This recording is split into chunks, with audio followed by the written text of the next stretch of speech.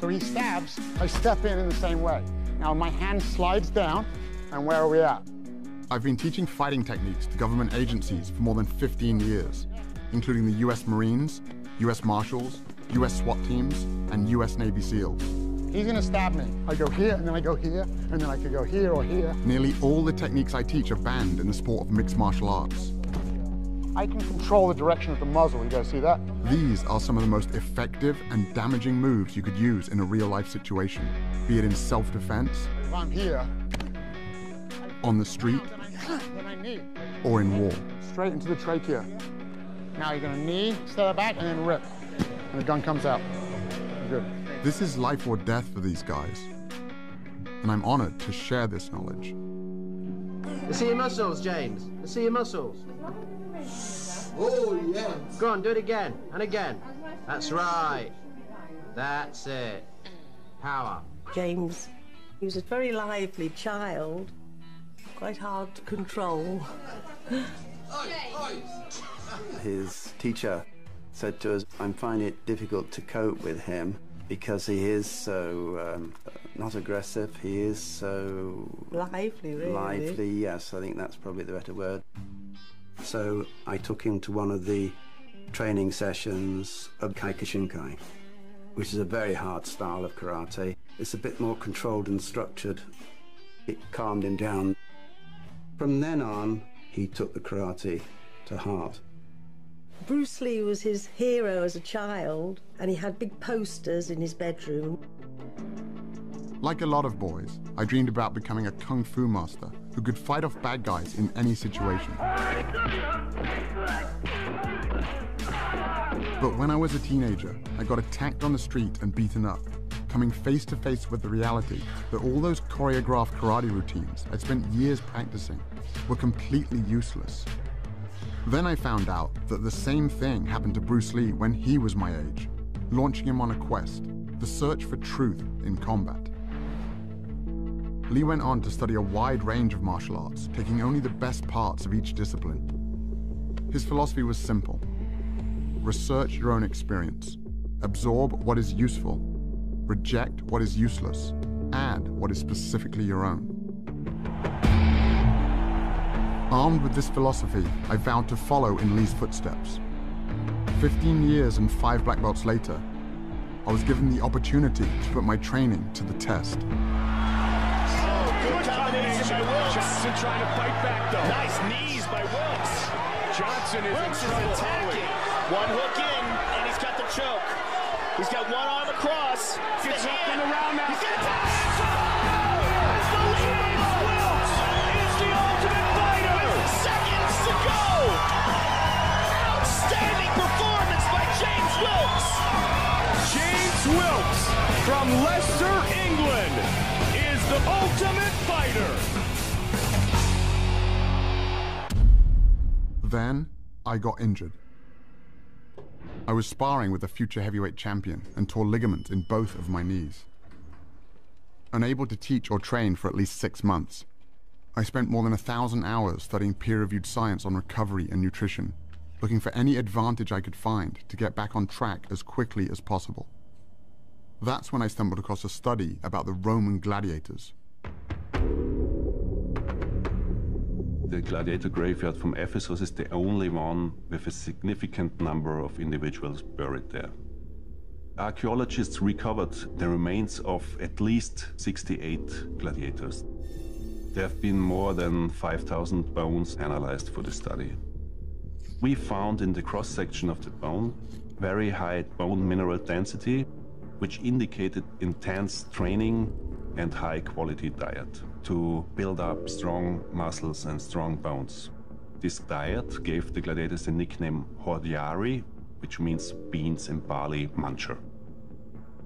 We know different food sources give different amounts of strontium in the bones. High strontium levels in vegetarians, low strontium levels in carnivores. If there is low strontium in the sample, the flame will stay blue. If there is high strontium levels, it will change from blue to red. The gladiators were predominantly vegetarian. This totally blew my mind.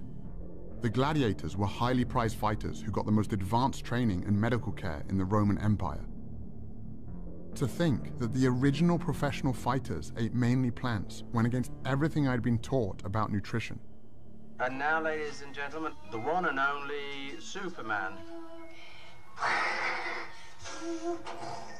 James, does Superman eat meat? Yes. He does? Yeah. Oh. Could you tell us what sort of foods you eat at tea time when you come home? Nearly the same as dinner, but egg and lamb chop. Do you think all the other children should eat those sort of foods? Yes. In order to get strong?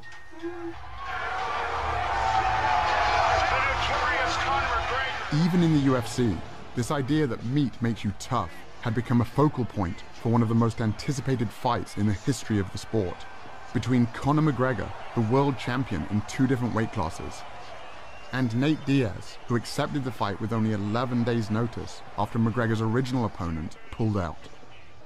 McGregor was a big meat eater. It's steaks every day for me. Steaks for breakfast, steaks for lunch, steaks for brunch, grass-fed, massaged, beef, all day long. Diaz was on a plant-based diet. Eat your vegetables. And McGregor had a field day with it. This man, let's see, can he fight? I'm a lion in there. Your little gazelle friends are going to be staring through the cage, looking at your carcass getting eaten alive. McGregor was feeding off a stereotype that was pretty much universal. You hit like a vegetarian. I was curious to find out if there were any other elite athletes following a plant-based diet. The first I found was Scott Jurek, one of the greatest ultra-runners of all time. Scott built his career running extreme distances over brutal terrain, conquering the sport's most prestigious races, including the Badwater Ultramarathon, 135 miles through California's Death Valley, with temperatures reaching 130 degrees. I was training for the Western States 100-mile race, which is like the Super Bowl of ultramarathon racing. And that's when I was transitioning to a plant-based diet. I remember doubting myself, even up to a week before the race, like maybe I should have eaten meat. But I led that race from start to finish and won it for 7 years in a row. And there was no question that the plant-based diet was fueling my victories. When I met Scott, he was gearing up for the greatest challenge of his career. Invite me over. When I'm moving, I'm definitely going to be eating. Having already mastered single-day endurance events, Scott was now trying to become the fastest person ever to run the entire Appalachian Trail, a distance of 2,200 miles. My goal is to break the record. 46 days, 11 hours. Let's go to Maine. 2 marathons a day over technical terrain. Average of 11,000 feet of climbing and 11,000 feet of descent every day, back to back to back to back. It's completely beyond anything I've done before. As Scott hit the trail, I was confused about how his meat-free diet could possibly give him enough energy. So I reached out to Dr. James Loomis, a team physician who was part of 2 championships, a World Series and a Super Bowl. What I found in the locker room was some pretty outdated ideas about nutrition. You would go to a pre-game dinner with the football team and you would see this spread. There would be steak and chicken, very much protein-oriented, because their perception was that the protein is what sustains their energy. But in fact, that's not the case. The actual energy for exercise comes mainly from carbohydrates in the form of glycogen that we store in our muscles. And when we sacrifice those carbohydrate calories for protein calories in our diet, what ends up happening is you will develop really chronic carbohydrate or glycogen depletion. And what does that lead to? Well, it leads to chronic fatigue and loss of stamina.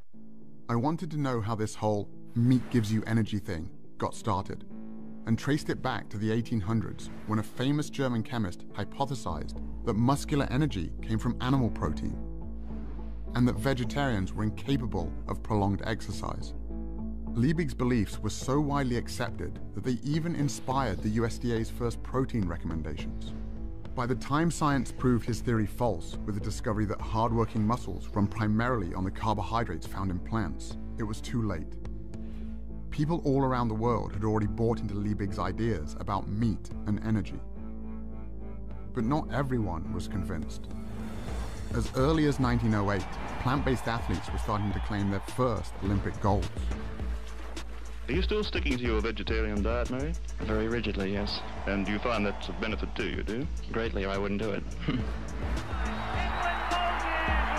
the gold medal. Lewis gets it, and it's a new world record as well. I changed my diet to a vegan diet, and I set all of my personal bests at 30 years old. The oldest man ever to win a world or Olympic medal. And there were current Olympians too.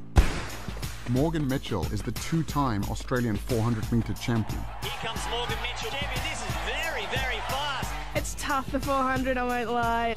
The first 200 is pure speed, and then the last 200, it shows who's got that speed endurance training in their legs. And obviously the last 50, you've just got to pray because lactic is hitting hard. You need to be able to hold that endurance. She also represented Australia at the 2016 Summer Olympics. A lot of people had doubted me when I first became vegan, but my energy levels increased incredibly. And my iron, my B12, everything that people said would become deficient were amazing. I thought, I'm going to make sure I'm beating them all on the track. I mean, we're all friends, but it was pretty cool to finish my Australian domestic season undefeated. And to win the Nationals was obviously that little cherry on top. Morgan Mitchell, she's tearing away from the field. There was also Dotsie Bausch, an 8-time USA national cycling champion and 2-time Pan American gold medalist. My event in track cycling requires a massive amount of explosive power. Let's go, ladies. Go, go, go. First of all, we have to get off the line, and we're starting from a dead start with one gear. We have to be able to move that mass, that weight, off the line and get it up to speed within 3/4 of the length of the track.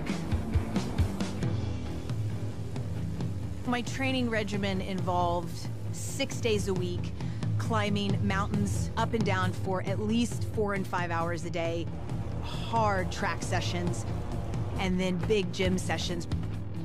I grew up in Kentucky, so that's the land of casseroles and barbecue and meat. So when I transitioned over to an entirely plant-based diet, I wasn't sure if I was gonna survive. And I actually became like a machine. I got up from being able to move about 300 pounds on the inverted leg sled to moving 585 pounds, 60 reps, times 5 sets. To move that kind of weight, you need more than just energy. You also need strength. In other words, protein. I just couldn't believe that Dotsie, or anyone for that matter, could get enough protein eating only plants. I think one of the biggest misconceptions in sports nutrition is that we have to have animal protein, and in particular meat, to get big and strong and perform at a high level. That's just clearly not true. All that protein that you get when you eat a steak or a hamburger, where did it come from? It came from the plants that the cow ate. I was surprised to learn that all protein originates in plants. Cows, pigs, and chickens, it turns out, are just the middlemen. In fact, the largest study to compare the nutrient intake of meat eaters with plant eaters showed that the average plant eater not only gets enough protein, but 70% more than they need. Even meat eaters like me get roughly half of their protein from plants. But athletes need more protein than most people do. So I crunched the numbers from the study and realized that based on the amount of calories I was eating, I'd still be getting more than enough protein to build and maintain muscle. For example, 1 cup of cooked lentils or a peanut butter sandwich has about as much protein as 3 ounces of beef or 3 large eggs. But what about the quality of the protein? I'd always heard that plant-based protein was inferior. Proteins are strings of amino acids, and there's some amino acids our bodies can't make. Those are the essential amino acids. So we have to get them from food. And one of the arguments about animal-based proteins being superior is that plant-based proteins aren't complete, so you're not going to get all the amino acids, and that's a fallacy as well. Again, I was surprised to discover that every single plant contains all the essential amino acids in varying proportions. And when it comes to gaining strength and muscle mass, research comparing plant and animal protein has shown that as long as the proper amount of amino acids are consumed, the source is irrelevant.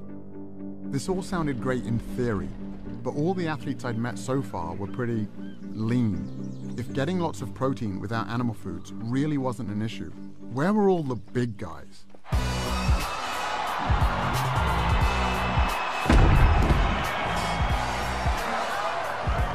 Kendrick Farris was the only male weightlifter to represent the United States at the 2012 and 2016 Olympic Games. Olympic-style weightlifting is going from the ground to overhead in one or two explosive movements, the most explosive movements that can be done.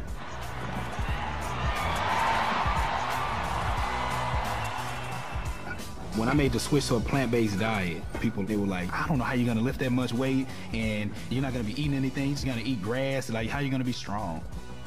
I qualified for my 3rd Olympic team, you know what I'm saying? I broke 2 American records. I won the Pan Am Games.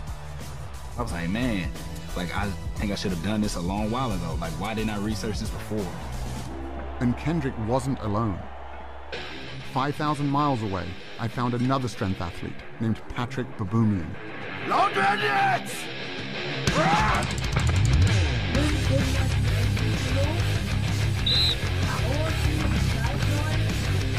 Patrick is one of the strongest men on the planet, with multiple world records, including the front hold, the keg lift, and the log lift.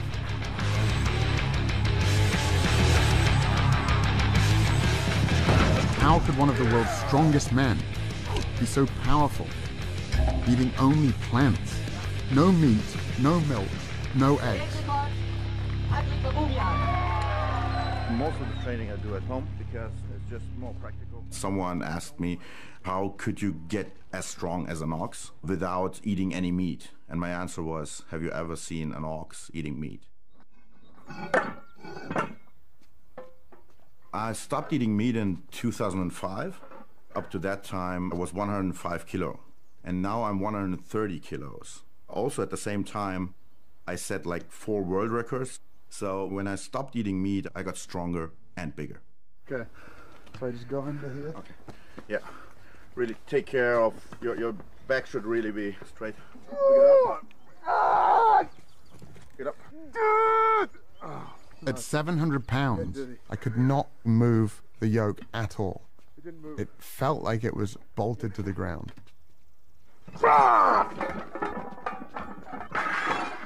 And that was just his warm-up weight. It's hard to fathom how strong Patrick really is. It's almost superhuman.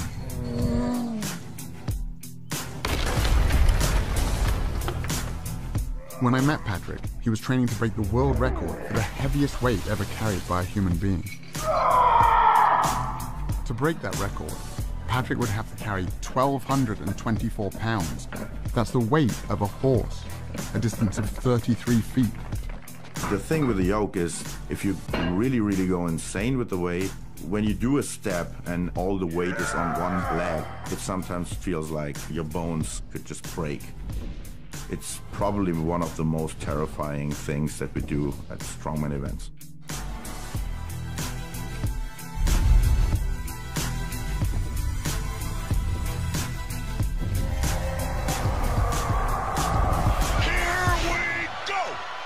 When Nate Diaz stepped into the cage to face Conor McGregor, the Vegas odds makers had Diaz as the 4-1 underdog.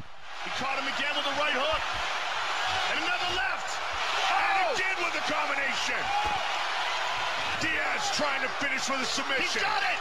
That's it. He's got the shot. Nate Diaz. He has done it. Nate Diaz beats Conor McGregor. Oh, my goodness. Nate Diaz, you just shook up the world. How's that feel? Hey, I'm not surprised, motherfuckers. It's a bitter pill to swallow.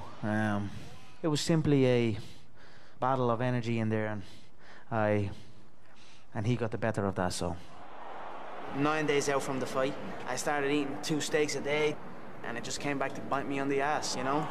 This was the greatest upset in UFC history, and it turned out Nate wasn't the only plant-based fighter out there. I stopped eating meat probably like around the end of 2012. I grew up not even knowing about half of these other vegetables. Asparagus to me just came out like 5 years ago. You know what I'm saying? It's just like, as a kid, it was like, asparagus, we ain't never see that. I'm like, what's that? Bryant Jennings is a heavyweight title contender, best known for going the distance with Vladimir Klitschko, one of the greatest boxing champions of all time. My early years growing up in Philly, the only thing we knew was spinach in a can, collard greens, and Popeyes, KFC, made by frying chicken.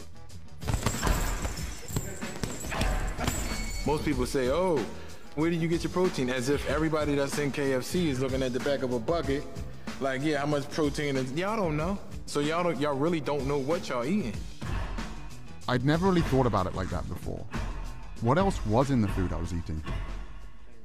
An experiment to help answer that question was being conducted by Dr. Robert Vogel, co-chair of the NFL's subcommittee on cardiovascular health. What you eat immediately before an athletic endeavor really can have major impact on how you perform. There's a direct correlation between a meal and endothelial function. The endothelium is the lining of blood vessels. It regulates blood flow throughout the body. It knows that a particular muscle group or organ needs more blood flow, and it dilates, it opens up. When the endothelium is impaired, it cannot open up. It cannot allow blood flow to increase as much, and therefore impairs athletic performance. The test subjects were 3 football players from the Miami Dolphins, defensive back Michael Thomas, and wide receivers Griff Whalen and Kenny Stills. For the touchdown, Kenny Stills! Today, we're going to be feeding them 3 burrito breakfasts with a lot of protein. 2 of them have sources of animal-based protein and fat. One is from beef, one is from chicken. Third is a plant-based burrito, which has beans in it. So the protein and the fat came from a plant-based source. Tomorrow, we're going to feed them all bean burritos. We're looking at the impact of eating a different meal on the same people. All right, here's the beef. Thank you. Chicken here, and I have a plant-based one here as well. Thank you. Griff has been plant-based for 4 years, so he got bean burritos on both days. On away games, we always eat fried chicken, we eat Popeyes. I love fried chicken, I love Popeyes, and I'm gonna eat Popeyes every time. 2 hours after each meal, the players had their blood drawn and put into a centrifuge. The red blood cells sink to the bottom. An amber-colored fluid called plasma rises to the top. If the plasma is see-through, it means there's not much fat in the blood, and the endothelium is likely functioning well. Michael, today's blood and yesterday's blood. This is a plant burrito. This is a meat burrito. Look at the difference it makes in what circulates in your bloodstream. Cloudy? Cloudy. And that's on top is the fat circulating in your blood from the meat burrito. Gotcha. Griff, you're the vegan. Here's your blood from today and your blood from yesterday. Nice and clear, both of them. So the fat from the avocado doesn't have that kind of effect? That's right. Kenny, you're the fried chicken guy. You want to see your chicken? There it is. Yeah, it's pretty gross to see. Sources of animal-based protein and fat have a tremendous impact on endothelial function. That lasts for 6 or 7 hours after you eat. So if you have bacon and eggs for breakfast, a hamburger for lunch, and a steak for dinner, this is going on all day long. Your blood is always cloudy, and the ability to operate at your best is always impaired. Damn. I guess I won't be eating my fried chicken no more. Dr. Vogel's experiment was backed up by numerous studies measuring how a single animal-based meal can impair blood flow. I also found a large body of research showing that plants have the opposite effect, improving endothelial function and increasing blood flow. Controlled studies show that simply drinking beet juice before training allows subjects to cycle 22% longer and bench press 19% more total weight. I've seen races where it has come down to the 1,000th of a second. Sometimes you have to do things that you know your competitors aren't doing, getting every single advantage you can. Knowing I could get enough energy and protein was one thing, but seeing what a single animal-based meal could do to an athlete's blood sealed the deal. It was time to give this plant-based thing a try, but there was only one meat-free meal I could think of. Hi, what can I get for you today? Could I get 2 bean burritos, please? Bean or beef? Bean. All right, I'll see you at the window, okay? Thank you. You're welcome. When I went plant-based, I thought that it would be a longer transition, but I just immediately started feeling like I could go kick ass and not need the recovery in between. It was mind-blowing to my teammates. They were tired of me saying, like, let's go again and again. Recovery is the most essential element of an elite athlete's existence. It's damage repair, and you do that over and over again. Because if you can do more work and more repair, you're gonna be the better athlete. Dotsie was right. Bouncing back quickly between workouts is a huge advantage for any athlete. But the idea that food could be the secret weapon, I had to find out more. Dr. Scott Stoll is a former Olympian and a team physician for the USA Olympic team. I work with professional athletes that are very interested in protein. Protein's important, but which package is your protein coming in is the better question to answer. The plant-based protein versus the animal protein, which package is going to help the body overcome inflammation and help the body to recover? In animal products, you're getting protein packaged with inflammatory molecules like Nu5GC, endotoxins, and heme iron. When we consume animal products, it also changes the microbiome, the bacteria that live in our gut. And the bacterial species that have been shown to promote inflammation overgrow and begin to produce inflammatory mediators like TMAO. The study that showed that a single hamburger impairs blood flow also showed that it can increase measures of inflammation by 70%. In the arteries, inflammation reduces blood flow. In muscles and joints, it can increase soreness and delay recovery. In plant-based protein, you're getting protein that's packaged with antioxidants, phytochemicals, minerals, and vitamins that are going to reduce inflammation, optimize the microbiome, optimize blood supply, and optimize your body's performance. The antioxidants Dr. Stoll was talking about are found almost entirely in plants, which have, on average, 64 times the antioxidant content of animal foods. Even iceberg lettuce has more antioxidants than salmon or eggs. As a result, switching to a plant-based diet can help reduce measures of inflammation by 29% in just 3 weeks. I was about ready to retire, as I should have been, because I'm like 35 at that time. But I just kept getting better, and so they had to take me to the Olympics. We were complete underdogs as Team USA. In our semifinal ride against Australia, we were down by 1.7 seconds. No one's ever come back in team pursuit from a deficit that large. And we beat them on the line by 8/100ths of a second.